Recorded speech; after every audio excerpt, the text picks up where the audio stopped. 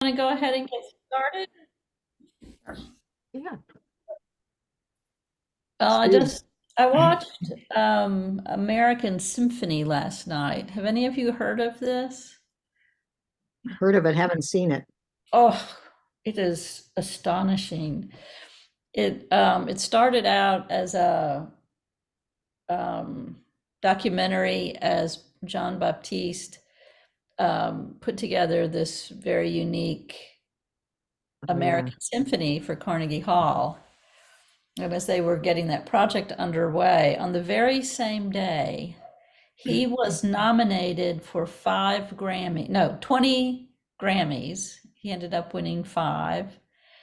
And his wife had her cancer return and had to get another bone marrow transplant. And so the documentary ended up weaving these three stories together.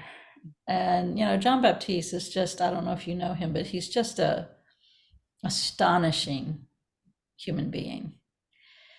And so it was a beautiful, beautiful film. It's on Netflix. Um, and so that made me troll around for more John Baptiste music. And so I ran across this and I thought I would play it for you. We can get, and he, you know, one of the things that was so powerful about this film was the way he could be so present wherever he was. Mm. So he's in the hospital with his wife. He is just 100% there. And when he's putting together this very ambitious symphony, he's there. And when he is, um, in the Grammys performing, he's there. I mean, it's just astonishing to see. He's a very religious man. He was raised Catholic in New Orleans, and that really you just see how deeply that is present to him in all of the aspects of his life. Um, and And so we can get, really discouraged about things going on in the world and, the kind of relentlessness of bad news here and there, which is really our human condition, but we experience a certain version of it now, things going on in our own lives. And so when we listen to this song, we can know that he is performing it from a place where he can hold a lot. He just can really hold in his heart a lot of things at the same time. So I'm going to play this for you. I always think of listening to music as a kind of prayer. So we can sort of get ready for prayer and, connect to our breath for a moment and land here together. Let our breath connect us to our body, to this moment. Let our breath open us for prayer, calm our agitation, free us for attention.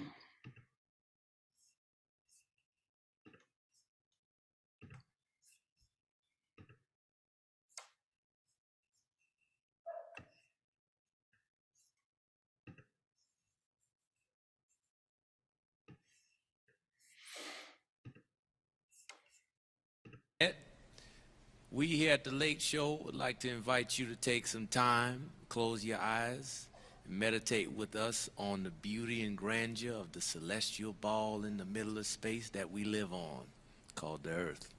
It's a beautiful place to be, and though we cover a range of topics on the show, we also want you to remember to take time to reflect and to love yourself. So, without further ado, what a wonderful world.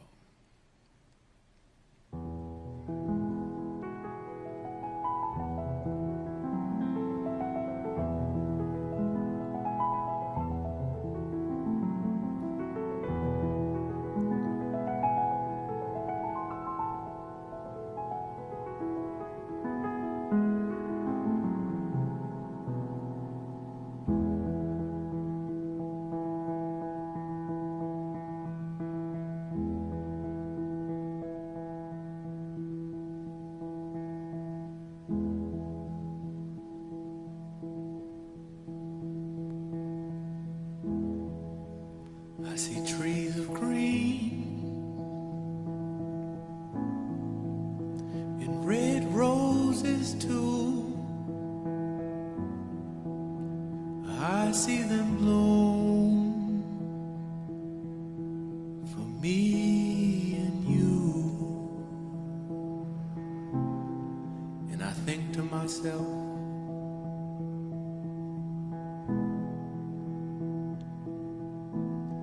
what a wonderful world.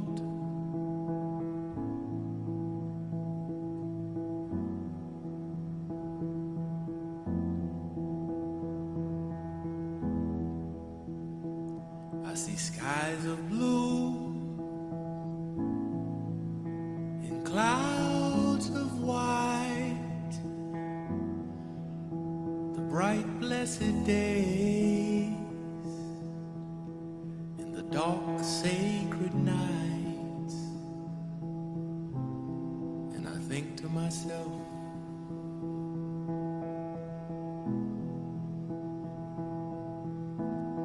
what a wonderful world.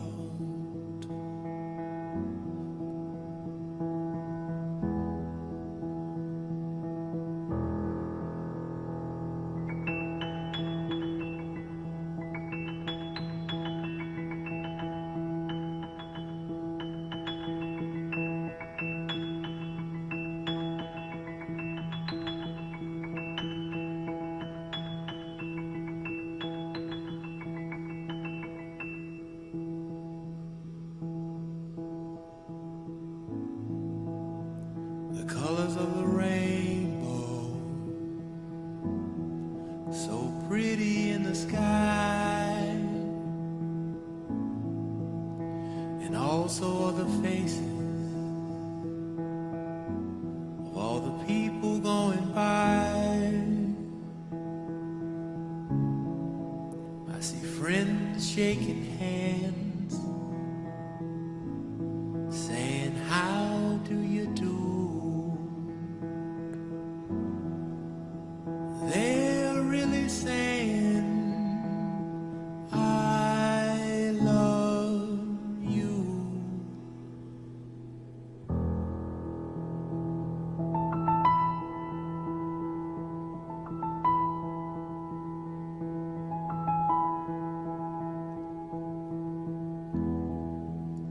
I hear babies cry, and I watch them grow. They'll know much more than I'll ever know. And I think to myself, self,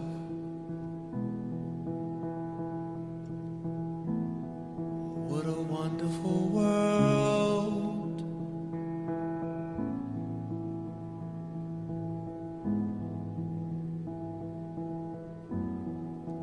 What a wonderful world.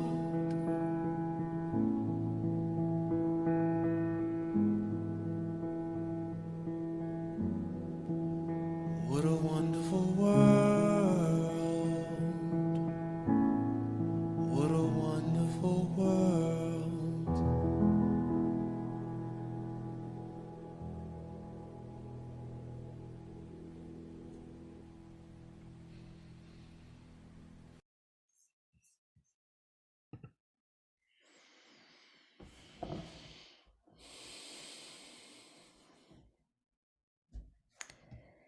Yeah, that's a very contemplative way he did it. There's another video of him playing that, and it's mixed with this video of these 5 African nuns who have the day off to run around New York City. And so while he's playing this song, there are these young women who are just kind of like wide-eyed and just having, there's such an innocence about them. And they are having so much fun, just, being alive in this strange place to them. So that's a kind of a more exuberant version of it, but this was just very very contemplative. I'm just going to say a couple of things because I did actually manage to see what chapter we're on this week. Found a copy of my book. As I was thinking about this, writing project, I was not interested in writing another book that tells people how to contemplate or meditate, and not because those aren't really great books to have, or tapes, or workshops. Just I didn't feel like that was the world did not need me to do that. There's so many people doing that much better than I could. But so I really emphasized not techniques or methods, but habits of mind. And so this chapter is one of the two chapters, I think, on what are examples of inner dispositions that we can cultivate that lend themselves to a contemplative way of life, and emphasizing that in the context of my writing, that means a life really dedicated to the enhancement of the well-being of oneself and the world. So this constant link between the cultivation of one's own well-being and health and spiritual growth is completely linked to the world. And the consequence of this way of life is a kind of ever larger heart to contain the kind of heartbreaking beauty and heartbreaking tragedy of it. So I just named some of the qualities that might help that. And for me, there's a synergy between watching this film, this John Baptiste film, where he is having to live in the middle of like pure opposites. And it's very hard on him. It's not as if he just breezed through that, but you see that he is able to draw on a kind of depth where he can be present to what is happening, whatever it is. And that quality of just being able to be present to what is, with a loving and open heart, feels to me very much at the center of what a contemplative way of life is about, or even a faithful life, whether it's contemplative in a familiar way or not. So those are some opening remarks, and I'm aware I'm presenting a point of view on this, not because I think it's the only point of view or the smartest point of view. It's just, offering another way to think about these things. So I've already written this book, so it's kind of a little boring to me now, but so I'm also curious, how you all think about these things. Why do we practice? What is the point of faith? What do we, how do we manage the extremes of love and beauty and peace and enjoyment and everydayness, and the machinations of getting through every day, and tragedy and horror and nightmares that we just our frame isn't really built to contain them or hold them. So I'm curious how you all think about this. You have more wisdom than I do, I'm sure, so it'd be wonderful to kind of pool all of that.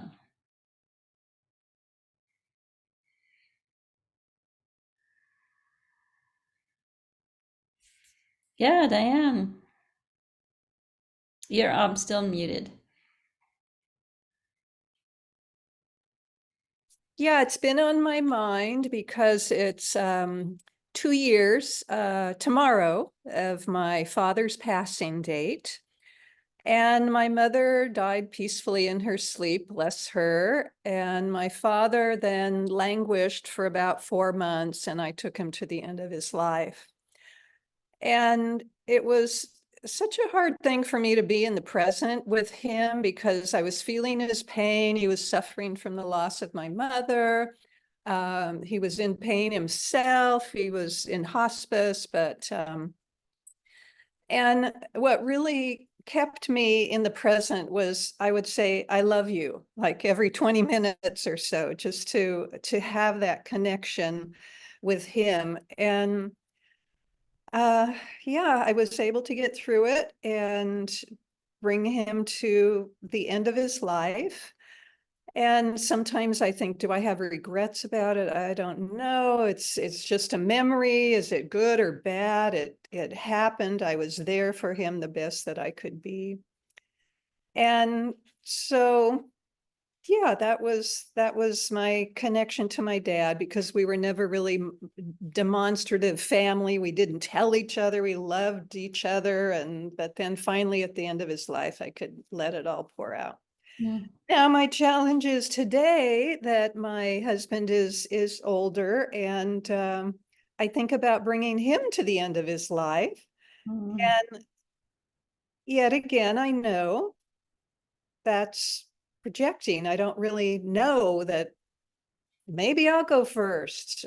He might outlive me. Why am I thinking about, his funeral? So all these silly thoughts then come in about the next death that you're going to have to witness and take the person through. And so being present is what I'm truly working on, and in a non-judgmental way. Well, thank you for sharing all of that. The way our memory and our anticipation are meeting in you right now. It's a sacred portal. It takes us deep in. It's very challenging. But it sounds like you have been acquiring resource for that over the years.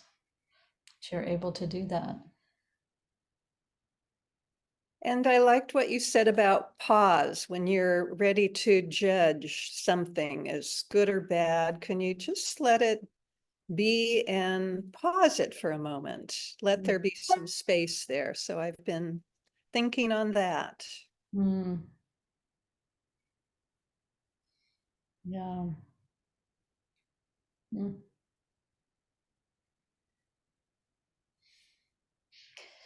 Do others of you have thoughts about that, or want to, just this, Diane is really taking us into this capacity to and challenge of holding things that are quite difficult, with that being present without, if I'm understanding what you said, Diane, being able to be present without being so preoccupied with thoughts like, oh, this is terrible, or it's too sad, or I can't do this, or those kind of thoughts that distract us from the present. It sounds like you were able to manage that and be there for your father. Are there are there ways that others of you can think about those experiences or those resources? Yeah, Susan.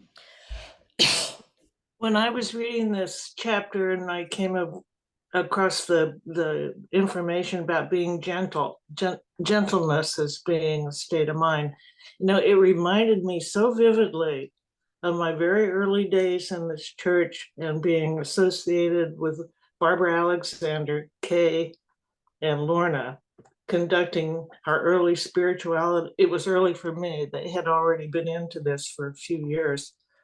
The early spirituality classes that I was attending, and the unique concept, it was unique to me, of thinking in terms of calling myself sweetheart and calling those around me sweetheart. And again, it was a part of this conditioning that you talk about in developing these aspects of Mhm. mindfulness, of being how you're reminded. And to this Mhm. day, I'll say sweetheart, and it goes way back to Kay and Barbara and Lorna and still Beautiful. quality. Hmm. Do you know the poem God Says Yes to Me? Oh, this is such a great poem. You have to find it. I'll find it. Um, I can't remember. She doesn't say sweetheart, but she's like sweet cakes or something. It says, it says conversation. Can I do this? Yes. Can I do that? Yes, sweet cakes. I don't know where he got that. But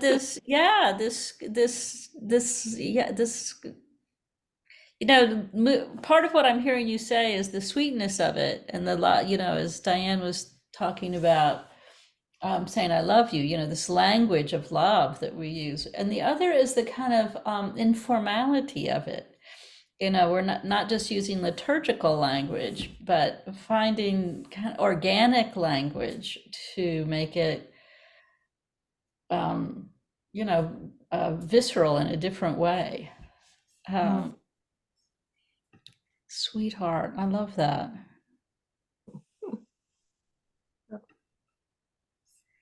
That Yeah. makes I have to go find so while I see Kay over there wanting to. okay, yeah, okay. What's up?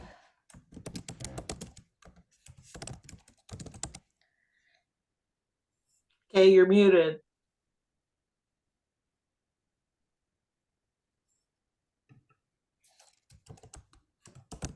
Sorry. Hey, sweetheart. Hey, sweet cakes to yourself. It's such a wonderful antidote to the discouragement and self-judgment that starts to come up when you begin to see into your mindset and wish it were different, Mm, and see that it very much needs to be different. And mm, and to realize you dig a deeper hole with the self-judgment. mm-hmm. And I find that an ongoing challenge. Mm. So thank you, Susan, for reminding me of that wonderful word. Hey, sweetheart. Sweetheart. Well, we because we're Americans, because of our background for what our family, who knows what, but um, we have this um quality of, it's like we have this in our this kind of bipolar or duality where there's a kind of arrogance, a kind of I can do no wrong, and this like really toxic self-doubt and self-judgment. We can't, it's harder, and maybe we've always been like this, but it's harder to find that place of gentleness and sweetness of, um, thinking, yes, we're human beings. How about that? This is how we're made. We're made a particular way, with our fragilities and limits, and this is the kind of creature God created and loves. Um, and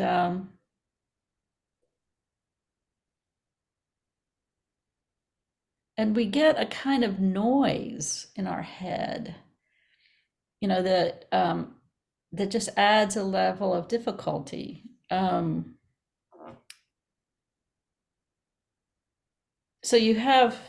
let's say you made a mistake about something and you feel, oh, I wish I hadn't done that, or oh, if I'd thought about it, I would have done that differently. And so you try and correct it, or you move on, or you do whatever you can. But then you can multiply that like 1,000 times. Oh, I'm a terrible person. just get all this extra noise, which makes it very difficult to actually be present to Mhm. whatever's happening. And so these strategies for being with yourself the way you would be with anybody else. Of- That's, this kind of gentleness, this kind of sweetness you would bring to somebody. I was at what would it, a meeting, what would it, His Holiness came to Emory he came a number of times, and he was speaking, and someone asked him a question about, well, what if you hate yourself? And he and his translator had this long conversation about that. Like, how can you hate yourself? It was like, in the Tibetan tradition, or if you read even a lot of the monastic tradition, particularly the early monastics, they begin from the point of view that I'm a basically decent human being, and I have this path I'm on, and I'm challenging myself in strong ways to really turn myself into an instrument of love. And so you kind of address the ego, and you try and displace the egocentrism and open yourself. But you don't begin with, I'm a horrible human being and I don't deserve to do this. And so he really had trouble. Like, what is wrong with you people? He couldn't get to where, we just are in this kind of cultural dissolution where something that is so basic as a foundation of unconditional love that one receives from healthy parenting just is not something we rely on, or a religion that teaches you basic self-worth and the worth of sacred worth of yourself and others. It just isn't, it's not as solid in us sometimes. And it just is it's like a drag on us. Mhm.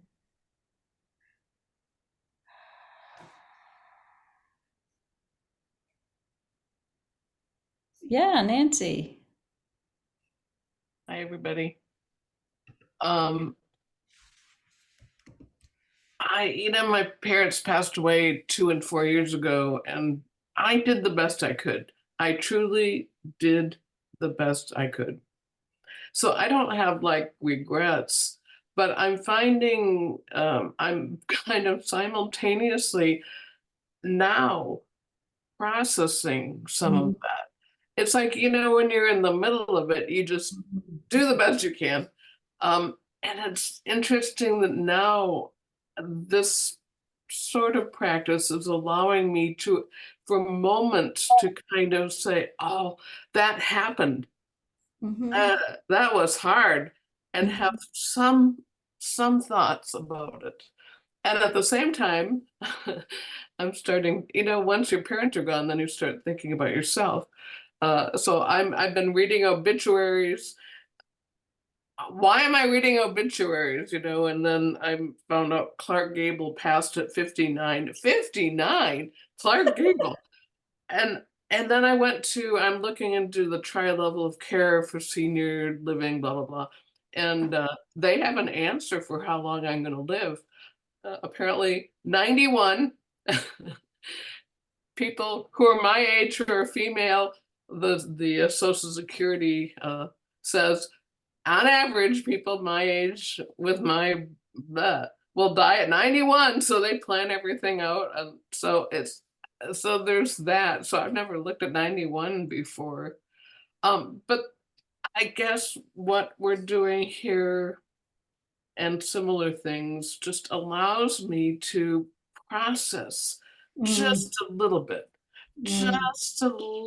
bit, occasionally, to actually take in these changes. And I wish I could process faster, but it's like, no, this is kind of, I can do it in moments of, oh God, I remember my dad and I couldn't be there because of COVID. We couldn't be there for the funeral. We had a Zoom funeral. Thank God, because at least we were able to be there Yeah. visually. And that was horrible. And yet I'm so grateful, the ability to take in and just ponder these really significant life changes is what this sort of practice is giving me. So thank you. Yeah. Wow. Well, that's, it's interesting. We're really, for some reason, we're really moving to death and, well, kind of circling around death today. Um, if for some reason, the image that came to my mind while you were talking, maybe it's because it's spring here, but is the way, you put seeds in the ground and they have to come up at their own pace. You can't say, I want a tomato right now, or I want that crocus right this minute. There's a kind of inner life force to it. And what you're describing is that we metabolize things, particularly difficult things. We just metabolize it the way a seed metabolizes its life and its growth, because metabolizing difficult things is a very powerful growth. It's not the kind we wish for, but it's the kind we get. And and to find ways to just, this is how it is for me today. This is how much I can take in. That's why I love contemplative practice, because it does provide you with containers for things. I can be in a lot of grief right now and hold that. And then I can, as the desert ascetics would say, I'll hand it over and I will go and do other things. I'm not abandoning it. I just can trust it's being held, it's doing its work. I don't have to rush it. I don't have to repress it. I'm just here holding it when it comes up and wants my attention. Death is a great practice. It's not our favorite one, but it's a powerful one. I wonder what you think about, we're thinking about gentleness, which I think is a very powerful practice. And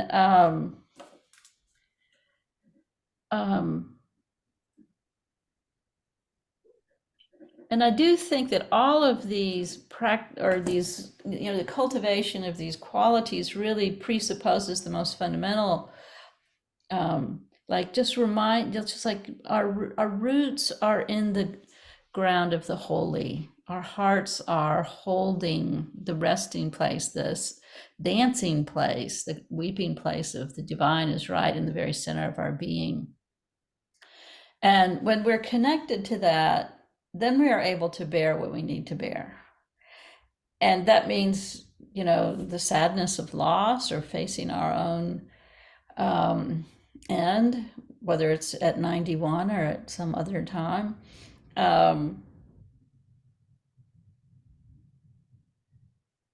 But we have resource. And I'm wondering what you think about this notion of this all as an adventure. Using adventure as a kind of quality of mind on this journey. Yeah, Cynthia. Well, I was just about to say that. That's what really struck me in this passage, in this chapter. They invite us into a spirit of adventure rather than security, that life is unpredictable. I realize that's what resonates with me.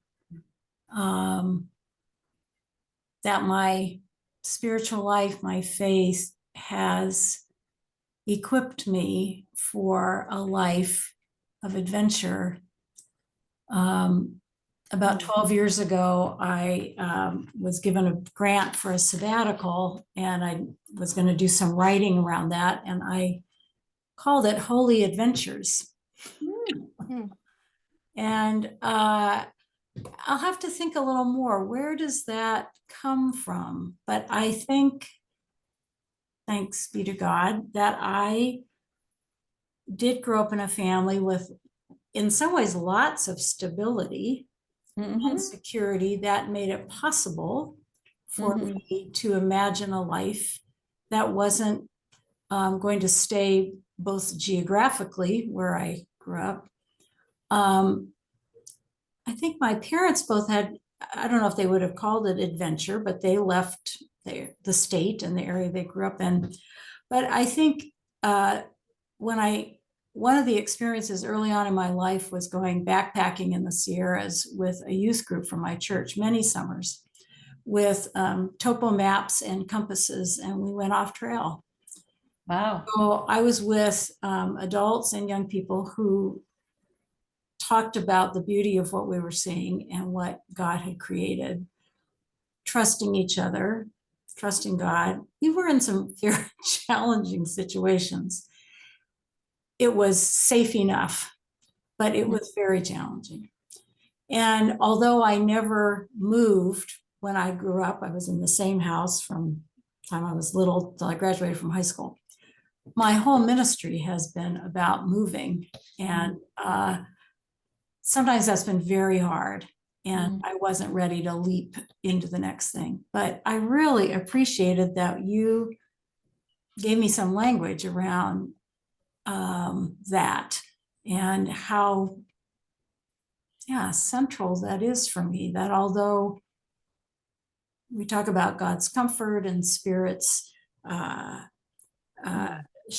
rock, there's also a lot of journeying and so on. So thank you. I'm still thinking about, I haven't finished American Symphony. I've watched about half, so I need to go back and finish it, but wow, his ability. And the last thing I wanted to say, just kind of circling back to some of the things Diane said, holding the joy and the grief at the same time. I'm feeling kind of choked up. I'm going to spend this weekend, long weekend, with my family in Ventura. And my older brother and sister have both passed away. My sister 12 years ago, and my brother 3 years ago. So the next generations are gathering. And we will have a 1.5-year-old and a 70-year-old and everything in between. And we will be missing them a lot. So, but I sense in our family, there's this openness to a lot of joy, memories, joy. We did the best we could, and it's still hard. But this gratitude for being together and playing together, eating together, all of that. So I'll have to think about that a little more in light of this chapter, what's going on in me as I get ready and experience it. So thank you. I wonder if it has partly to do, we have narratives about what's normal or what we should be able to expect. And most of those narratives are completely false. We should expect stability and security. We should, our faith should remain constant. It shouldn't change. If it changes, there's something wrong. I'm thinking about, you're going out in the wilderness. What a great act and also metaphor for what faith is. Yeah, it was dangerous. It was hard. It was beautiful. And, remembering that's what life is. And it's what faith is. You say we have these words like it's very consoling, and I don't mean that it's not, but it's also like, the Holy Spirit is a wild, crazy dancer. And we cannot keep up with her. And she throws stuff our way, and we're like, what the hell? And and we encountered, like, I can't believe that anymore. Is my faith dead? I don't know that you all have probably been through that kind of thing a long time ago, but things just keep changing, and we face what is so painful and so universal, the loss of someone we care for and love, and that it's like it's never happened before. It's like every loss is the first time in creation there's been a loss like that. It feels so, like sort of like Ivan Ilyich. How could this happen? Well, it happened because that's what happens to life. But it doesn't feel that way. It's this terrible, strange paradox that our heart bears, that this shouldn't be. This most universal of all things shouldn't be. And our heart is made so it can't just go with it. It's like, it just isn't made that way. So we're in this strange, we have this strange makeup where the normal things in life we can't endure. Not just the terrible things like Nazi concentration camps or something, but just ordinary life is, in a certain sense, almost more than we can bear. And one word that I don't hear as much as I wish I did is the word courage. That if you're going to be alive, you're going to need a lot of courage, not just consolation, not just peace. I'm going to go meditate and feel peaceful. You're going to need, boatloads of courage. You need courage to endure beauty. It's too much. It's intoxicating. It's just like, it hurts. It's so, what's that poem? Burn me with your beauty, hurt me, tree and flower. In a minute, I'll remember that poet's name. It's like it hurts. It's so strong. And our losses are too unbearable. And then when you think about those times when we gather, often, not always, there's always dysfunctional families or griefs that really are just too sharp. But often when we gather, there's this real poignancy, and the tears flow, and there's memories, and we all are laughing and and joking and having good food, and look at the antics of the 1.5-year-old, and it just in these when I think about funerals that I've been, or deathbeds I've been at, that those things are just held together. I was reading something for my class tomorrow. It said that in Tibet, the Tibetan language or in the Sanskrit language, there's not words for, and actually in sort of like pre-modern languages, before modern English, the word emotion doesn't exist in a lot of languages, even Western languages, in the way it does in English. And because it's bound up with a lot of other things that we separate out. But the other thing he said was, and the other thing that is different is that we categorize emotions as good, pleasant, or unpleasant. And he said the Tibetans don't categorize that way. They categorize, I can't remember the language he used, but is this fruitful ultimately, or is this unfruitful? So grief is actually can be a very fruitful emotion. To be present to loss it's unpleasant in a way, but it also is heart opening and lets you feel the truth of what's happening. And so this notion that in our, since we're talking so much about death and loss, if you, if I kind of put this other head on, it's not about pleasant, unpleasant, it's about fruitful, not fruitful. The range of emotion you have around the truth of suffering, the truth of death, particularly when you're with your family or community, it's just so much, it's so layered and so rich that there's a kind of tenderness about it, even though it's not a pleasant, it's not like walking on the beach or something. And so that our faith gives us this kind of robustness to go, yeah, this is kind of hard and it's sweet. And I can be here for this. Yeah, Lorna and then Julie. Okay, well, first of all, that was Sylvia Borstein who introduced us to the concept of now sweetheart, and it stayed with us through our spirituality studies and so forth. And it's lovely when it comes to mind. It's like, ah. It's hard for me to imagine or think of my diagnosis as an adventure. Mm. But how I do perceive it is as an invitation.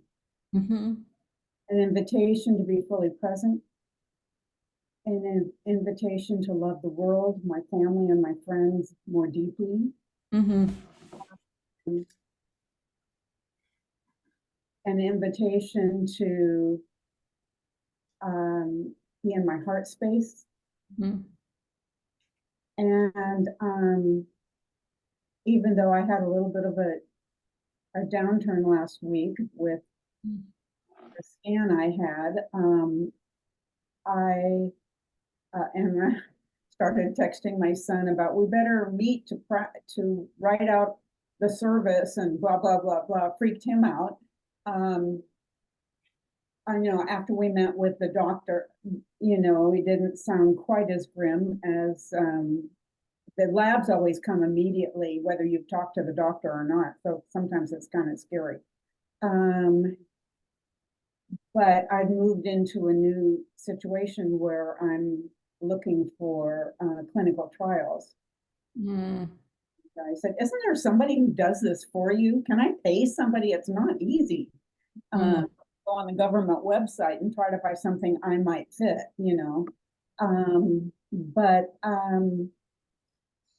so there's always a little morsel there, but I think being in the present moment isn't the gift of this terminal diagnosis to me, because I'm a doer. Mm-hmm. It invites me to be more of a beer. I'm a beer too, but I'm big on making lists and crossing them off. And I love where you say,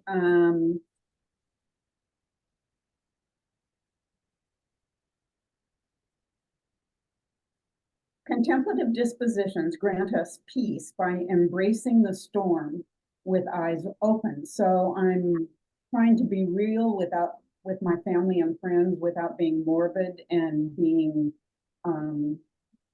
doomed or feeling doomed. It says if you're going to do any work, you have to live without any spiritual work. You have to live without eyelids. Yeah. Won't be allowed to blink. You must look at everything. The spiritual life is not about escaping, it's about embracing. Contemplation is not an escape from life. It is a deeper immersion into it in all of its beauty and its terror. So that's something I'm trying to hold as well. And I appreciated those lines particularly. Well, those horrible words about living without eyelids are from my own Amma. And I find it a horrible metaphor, and yet I keep being drawn back to it. That But first I want to say, Lauren, I'm really sorry. I'm really sorry that that's where you are right now. It makes me feel really sad. I'm glad you have your son and your community and your amazing good heart, but I'm really sad to know that you have to receive that difficult news. And a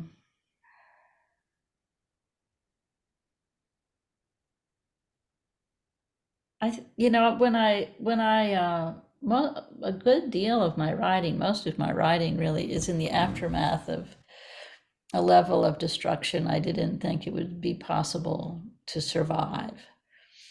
And I find it very, very difficult to communicate. I can say words, but I really feel like I can't possibly communicate the way in which when you're in the storm is just as stormy, however whatever whether you're a person, I mean, it's still happening. And you're still experiencing whatever that experience is making you experience. It's like James Finley, this book I read recently, he says, God is the one that protects us from nothing. And that's true. And I think that's so true when I think about my own life, things that happened to me that were just so excruciating. I thought I would die of pain. I thought if you could die of pain, I would be dead right now. I can't believe my body can bear this. And it kind of almost, it had a lot of trouble, but what I can't communicate is the way that is true. And this other thing is true too, that you're accompanied. And that accompaniment changes everything without changing anything. And I've never found a way to say that or to communicate that. And maybe if I were a painter or a musician, or I could communicate that. Watching that film last night, he sort of did a little of that. But I don't know how it is possible to be in hell and heaven at exactly the same moment. Yeah. And yet it's true. Without hell not being hell anymore. Because it is. It can still be. Wendy, there's also something about not having those old crutches that I used to have. Mm-hmm. Going to heaven and I'll see my mom and blah, blah, blah, blah, blah, none of which I believe. And because I don't know, because it's all a mystery. But so that puts a new twist on it, or a different twist, than it would have 30 years ago, maybe, or 40 years ago. Yeah. Where's the safety net? Where's the myth? The whole. Watching my dad die, he died in 2014, and I was very close to him, and I still feel like he's just in the next room. He's not really very far away. He was a theologian. He was one of the really great theologians of the last part of the 20th century. And he didn't believe those things that you're talking about, Lorna, like I'm going to die and I'll go to heaven and, no more dying, no more. I mean, he didn't,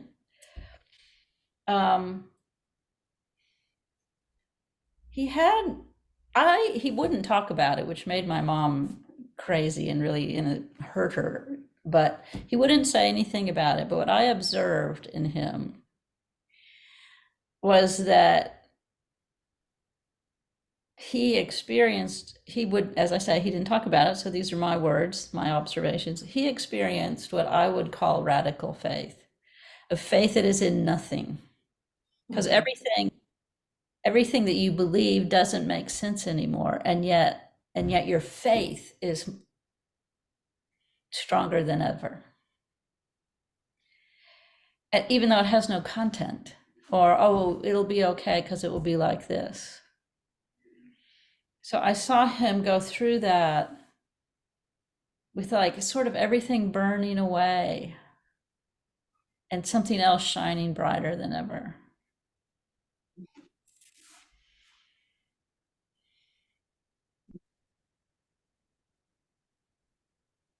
I think Julie had her hand up just about Yeah. Yeah, Julie?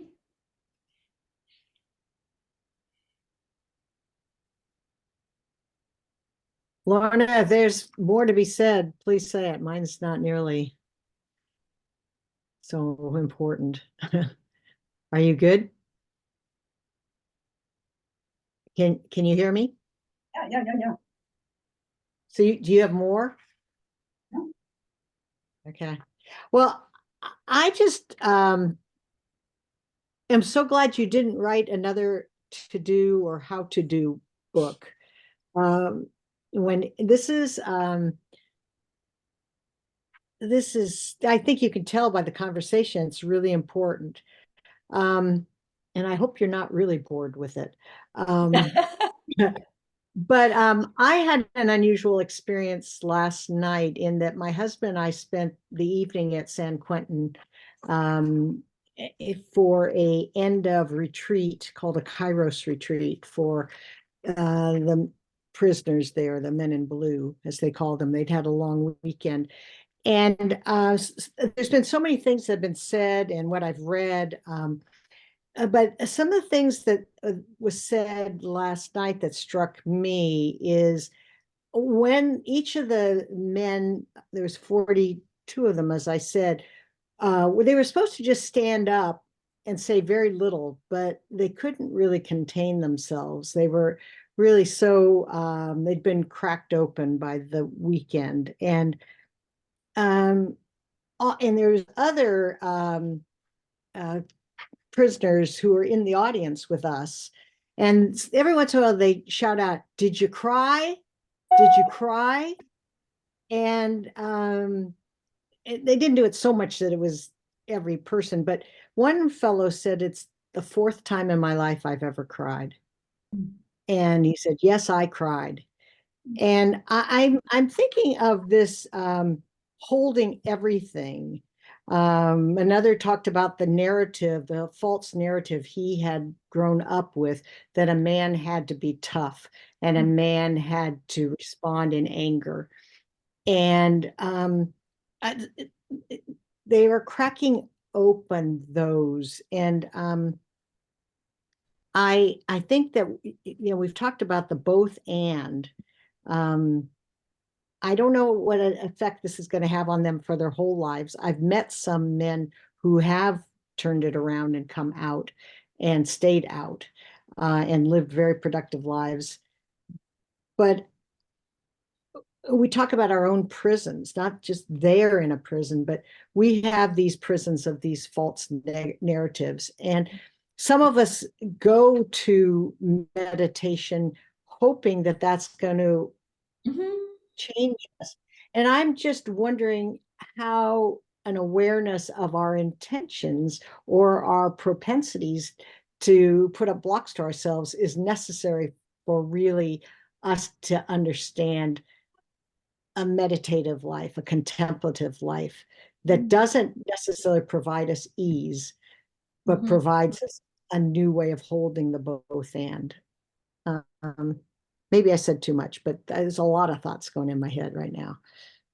Well, I want to observe that all of you are just just bringing so much richness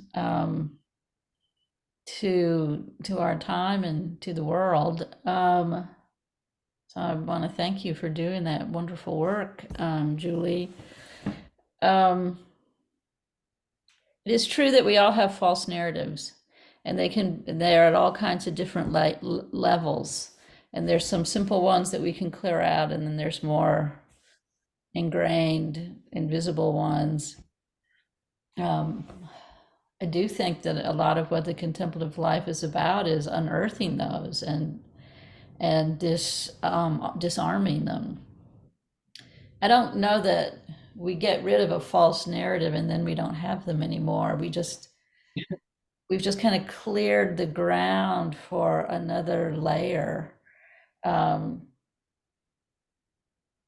why, for me, I really appreciate what Lorna said about not thinking of this as an adventure. I try and think about it as adventure, not always successfully. But if I can think about the dismantling of things, like I am able to do this. This will, there will be another side to this. There will be, whatever the situation is, but with a kind of energy for it. I guess what I mean is try not to be afraid when a false narrative that we really relied on is revealed to us. I'll give you an example. I don't like to talk about my own story much. I'll just give you a small, let the kittens out of the bag and hide the cat, as one friends used to say. I divorced my husband many years ago. It was a very difficult situation, and I won't go into that, but I was talking to a therapist, and all of a sudden, you've probably had these experiences where something is revealed to you in like full force. And not like a vision of Jesus on clouds of glory. And what I realized with this kind of incredible clarity was I had a narrative from my upbringing as a Presbyterian about being a good person. Mm-hmm. And being patient and loving and kind. And I thought, my training in those churches were just like preparing me. It was like perfectly preparing me to go into this horrible situation and with no protection whatsoever. And somehow realizing that and realizing that this whole worldview that was so precious to me was so destructive to me and to my family. Mm-hmm. I ended up with an 18-month migraine after that. Wow. It was like it blew my mind. It was like I didn't know that story was so important to me. I didn't know that was my story. I didn't know that story is why I had stayed in this destructive relationship so long. And when that all just was like, like crystal clear, it made me physically sick. So with things like that in mind and using the word adventure, it's not like, let's go camping. It's more like, wow, when these things happen, you're in the storm and you better find a way to hang on. And you can hang on because you're not alone. And even if all of your ideas about God get burned down to ashes, you are not alone. We have gone over time, and I apologize for that. You people have been talking about important things. We thank you. So have